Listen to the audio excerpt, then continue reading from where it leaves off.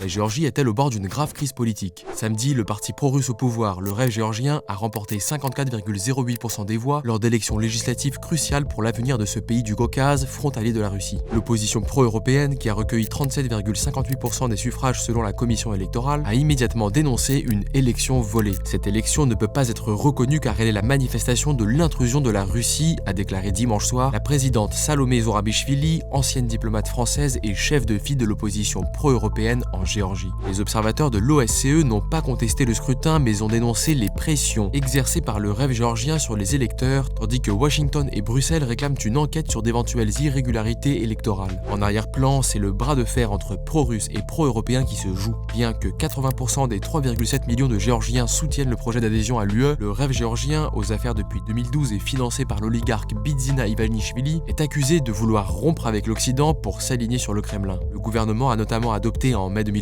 une loi sur les agents de l'étranger, inspirée de la législation russe, pour renforcer le contrôle sur les quelques 30 000 ONG actives en Géorgie, loi que Bruxelles avait jugée incompatible avec les valeurs démocratiques de l'UE. À la suite de cette dernière victoire, l'ex-président pro-européen Mikhail Saakashvili, aujourd'hui en prison, a appelé à des manifestations massives dans les rues de la capitale Tbilissi. Le pays entre dans une période d'instabilité. Cependant, l'opposition manque de leaders charismatiques qui pourraient canaliser la colère populaire.